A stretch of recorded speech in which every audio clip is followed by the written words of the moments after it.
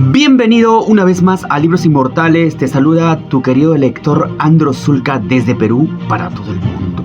Viajemos en este increíble libro y hoy nos encontramos con un nuevo libro, El mito del emprendedor, del autor Michael Gervais, el gurú número 1 de las pequeñas y medianas empresas. Este autor es de procedencia estadounidense, donde nos enseñará por qué no despegan las pequeñas empresas y qué hacer para que funcione. Así que, emprendedor, tú que me estás escuchando, debo decirte que estás obligado a escuchar estos audios desde el inicio hasta el final del capítulo 19, ya que encontrarás valiosas informaciones. Pues bien, comenzamos entonces. Aquí estamos con la portada de este libro, El mito del emprendedor. Este libro a la vez se subdivide en 3 partes. La primera parte, el mito E y las pequeñas empresas norteamericanas. La segunda parte, la revolución clave, una nueva visión de los negocios. La tercera parte, construir una pequeña empresa que funcione. Si usted es propietario de un pequeño negocio o empresa, o si no lo es y desea hacerlo, este es el libro más adecuado para usted. Asimismo, se grabará en 19 capítulos o audios y comenzamos con el capítulo 1, El mito del emprendedor. El mito del emprendedor, parte 1. Se intoxican con trabajo de forma que no pueden saber cómo son realmente. Aldous Huxley. El mito es el mito de los emprendedores. Está profundamente enraizado en los Estados Unidos y posee un halo de heroicidad. La imagen del emprendedor típico asociada a la de Hércules se nos parece en la mente. Un hombre, una mujer, solos frente a las circunstancias, luchando contra los elementos, defendiendo arduamente aspectos inusitados, ascendiendo por escapadas montañas, todo para llevar el término el sueño de crear un negocio de su propiedad. La leyenda tiene rasgos de nobleza, de elevación, de esfuerzos sobrehumanos, de un prodigioso compromiso con unos ideales a largo plazo. Aunque mi experiencia me dice que puede existir este tipo de personas, no es menos cierto que suelen ser raras. De los miles de propietarios de empresas quienes he tenido oportunidad de conocer y con quienes he trabajado en los 2 últimos años, pocos de ellos eran auténticamente emprendedores cuando los conocí. Tenían una visión completa, pero que iba al menos con el tiempo. El entusiasmo por la escala se había convertido en terror de las alturas. Se había llegado a esquivar la ladera de la montaña por la que se había que escalar, en lugar de asumir que era allí por donde que había que ascender. El cansancio era algo absolutamente común. El entusiasmo se había convertido en algo sumamente raro. Pero, ¿habían sido ellos auténticos emprendedores en algún momento? Después de todo, pusieron en marcha sus propios negocios. Debió existir algún tipo de sueño, de ideas, de objetivos que les llevó a asumir un riesgo de esta naturaleza. Si tal es el caso, ¿dónde está aquel sueño o aquella idea o aquel objetivo? ¿Por qué se ha desvanecido? ¿En qué se han convertido el emprendedor que puso en marcha la empresa? La respuesta es bien simple. El emprendedor tan solo existió durante un breve lapso de tiempo, un breve instante en el tiempo, y a continuación desapareció. En la mayoría de los casos, para siempre. Si el emprendedor logró sobrevivir a todas las vicisitudes, fue tan solo como un mito que creció a partir de un malentendido sobre quiénes son los que deciden entrar en los negocios y por qué. Un malentendido que suele acarrear enormes costes, mucho más de los que probablemente podemos llegar a imaginar, en forma de pérdida de recursos, de oportunidades y de vidas malgastadas. Este mito es malentendido. Es lo que yo denomino el mito E, el mito del emprendedor, y entronca con una creencia romántica, según la cual los negocios suelen ser puestos en marcha por emprendedores, cuando en realidad en la mayoría de los casos no es así. Entonces, ¿quiénes son los que inician las empresas y por qué? El impulso emprendedor. Para llegar a comprender el mito E en toda su amplitud, y los malentendidos que conlleva, veamos en detalle las características de las personas que entran en el mundo de los negocios y no cómo será después de formar parte de él. En este sentido, ¿qué hacía usted antes de formar parte de ese mundo? Y si está pensando entrar en él, ¿a qué se dedica en la actualidad? De hecho, es como si la mayoría de las personas que he podido conocer estarían trabajando para alguien. ¿Qué hacía?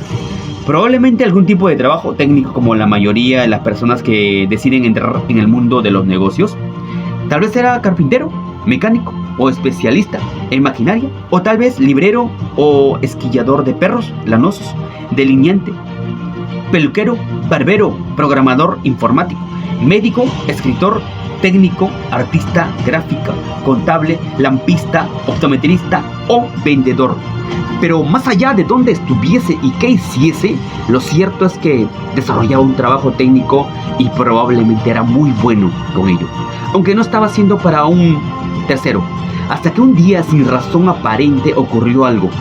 Pudo ser la consecuencia de la climatología, de un cumpleañero o de la graduación de alguno de sus hijos en el instituto. Pudo ser consecuencia del cheque semanal que recibió un determinado viernes por la tarde, o sencillamente de la simple visión de su jefe sentado en su despacho. Quizás se debió a la impresión de que su jefe realmente no apreciaba cómo debería su contribución al éxito de la empresa. Pudo no ser nada, eso no importa gran cosa, pero un día, sin razón aparente, se sintió súbitamente poseído por un impulso emprendedor, y a partir de aquel momento su vida cambió en su fuero interno. Sonó algo parecido a: ¿por qué estoy haciendo esto? ¿Por qué estoy trabajando para él? Si además sé tanto sobre este negocio, ¿cómo puede saber él? Si no fuese por mí, ya no tendría empresa. Cualquier persona puede hacer funcionar un negocio. Estoy trabajando en uno y para uno. Y desde ese momento, y desde el momento en que empezó a valorar y asumir este tipo de preguntas, su destino quedó marcado. La excitación que le producía la posibilidad de cortar las atadurías se convirtió desde aquel momento en su constante compañera de viaje. El sentimiento de independencia empezó a seguirle a todas partes. La idea de convertirse en su propio jefe, haciendo sus propias casas, cantando su propia canción, llegó a ser algo absolutamente irresistible. Una vez afectado por el impulso emprendedor, ya no hay retorno, es algo que no se puede abandonar. Desde ese mismo momento debía poner en marcha su propio negocio. El título: El supuesto fatal. Con la angustia de que le producía su impulso emprendedor, había sido víctima del supuesto más desastroso que se puede dar cuando alguien pretende incorporarse al mundo de los negocios. Un supuesto que afecta a aquellos técnicos que deciden entrar por su cuenta en ese ámbito que definen el curso de la evolución de un negocio, desde su apertura hasta su liquidación.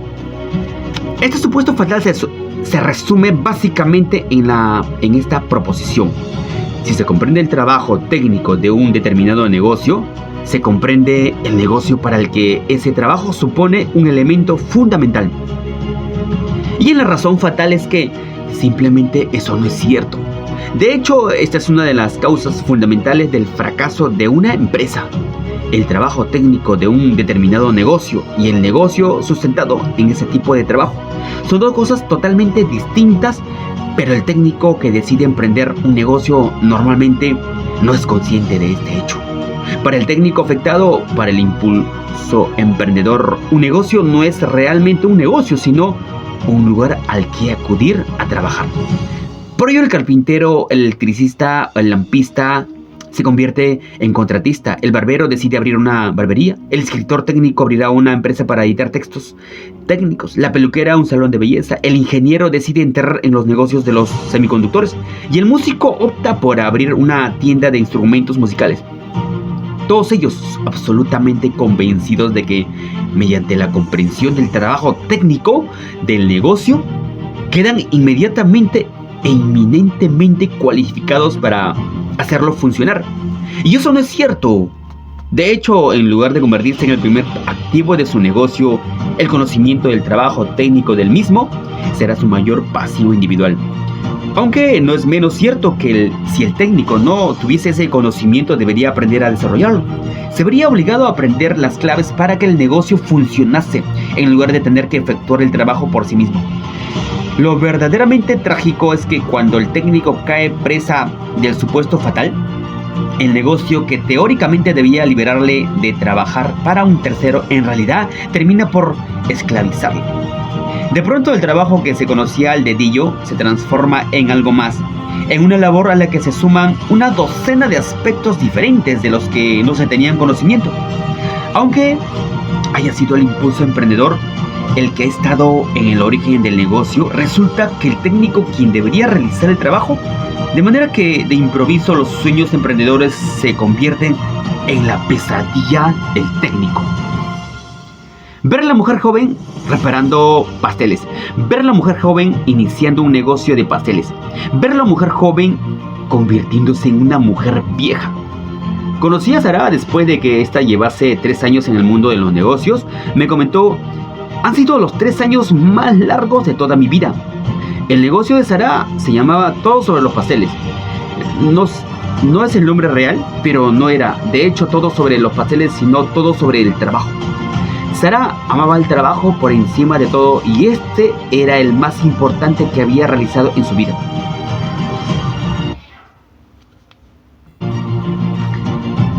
De hecho, me decía en cierta ocasión: no solo odio tener que hacer todo esto, abrió sus brazos abarcando con ellos la totalidad de su pequeña tienda, sino que odio, enfatizó la palabra casi con fiereza, hacer pasteles. No puedo soportar la idea de estar rodeada de ellos, no puedo aguantar su aroma, no puedo ni contemplarlos. Y entonces empezó a llorar. El dulce y fresco aroma de los pasteles llenó el aire. Eran las 7 de la mañana y todo sobre los pasteles iba a abrir al cabo de media hora. Pero la mente de Sara estaba en otro lugar. Son las 7 de la mañana, decía, sacándose los ojos con su delantal como queriendo leer mi mente. ¿Te das cuenta de que he estado aquí desde las 3 de la madrugada y que ya estaba levantada a las 2 horas para prepararme? Y que cuando tenga los pasteles preparados, cuando haya abierto la tienda, entendido a mis clientes, cuando haya limpiado, cerrado, hecho las compras, cuadrado las cajas, cuando haya ido al banco, almorzado y haya dejado preparados los pasteles para poderlos hornear mañana, serán las 9:30 o las 10 de la noche. Y cuando haya terminado con todo esto, precisamente en el momento que cualquier persona normal consideraría que la jornada ha terminado, tendré que sentarme en casa y empezar a pensar cómo voy a poder pagar el alquiler del próximo mes. Y todo yo abriendo de nuevo los brazos como para intentar acentuar todo lo que estaba afirmando, debido a que todos mis amigos me decían que estaba loca si no tendría una tienda de pasteles, dado que era tan buena preparándolos. Y lo que es peor, les hice caso. Consideré que era una forma de huir del terrible trabajo en el que estaba. Entendí que podía ser una forma de liberarme haciendo algo que me gustaba y haciéndolo para mí. Estaba a punto de llorar y no quería interrumpirla. Esperé pacientemente que continuase con sus quejas. De pronto le dio un fuerte puntapiés con el pie derecho al inmenso horno que tenía delante de ella. ¡Maldito!, explotó. ¡Maldito! ¡Maldito! Para darle énfasis a sus palabras, le volvió a dar todo puntapié al otro. Y entonces se desplomó, suspirando profundamente y abrazándose a mí con fuerza, casi de forma desesperada. ¿Y ahora qué hago?, dijo casi en un suspiro. Realmente no me lo preguntaba a mí, sino a sí misma. Sara se apoyó contra la pared y se quedó así, quieta durante unos instantes, mirándose los pies. El gran reloj de la pared dio las horas que retumbaron en la tienda vacía. Se podían oír los automóviles circulando ruidosamente por las calles vacías frente a la tienda. El tiempo que la ciudad empezaba a despertarse, el sol comenzaba a brillar a través de los ventanales, barriendo con sus rayos el brillante suelo de madera frente al mostrador. Se podían ver las botas de polo flotando a trasluz, suspendidas en el aire, mientras yo esperaba que Sara reemprendiese su conversación. Se lo notaba enfrentada a una profunda duda. Había gastado todo lo que tenía, si no más, para poner en marcha su encantadora tiendecita. Los suelos eran el mejor roble, los hornos eran de las mejores marcas que podían encontrarse en el mercado. Las exposiciones en los escaparates eran encantadoras, los mejores que se podían comprar. Había puesto todo su corazón en este lugar, de la misma forma que lo había puesto en sus pasteles. Se habían enamorado como si de una jovencita se tratase de la elaboración de esos dulces, siempre tutorada por su tía, que había vivido con su familia mientras Sara estaba en edad de crecer. Su tía había llenado la cocina de la familia y la infancia de Sara con los deliciosos y dulces aromas de sus pasteles recién horneados. Ella la había introducido en la magia del proceso de preparar la masa, limpiar adecuadamente el horno, aspirar la harina, preparar la forma, cortar cuidadosamente las manzanas, las cerezas, los ruibarbos, los melocotones. Era un trabajo hecho con amor. Su tía la corregía cuando Sara, debido a sus prisas juveniles, cometía algún error. Ella le había dicho una y otra vez: Sara, querida, tenemos todo el tiempo del mundo. La elaboración de pasteles es algo delicado, sin prisas, con amor. Se tiene que hacer paso a paso.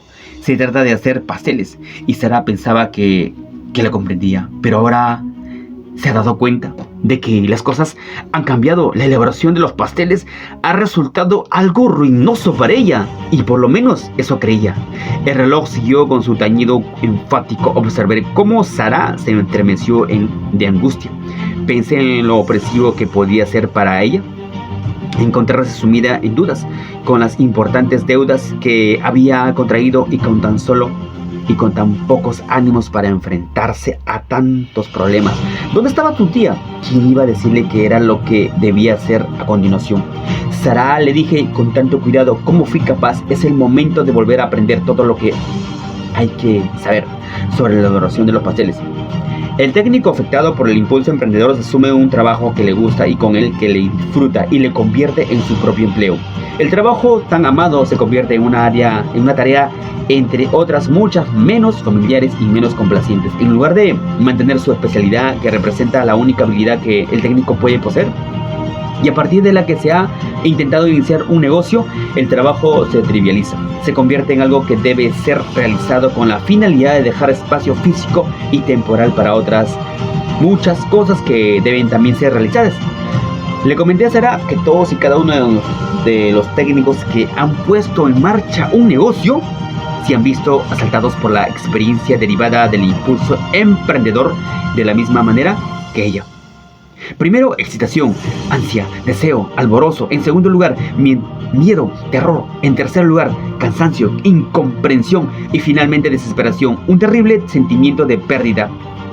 No tan solo una pérdida relativa a algo que les pueda resultar próximo, sino la pérdida del propósito inicial, la pérdida del yo.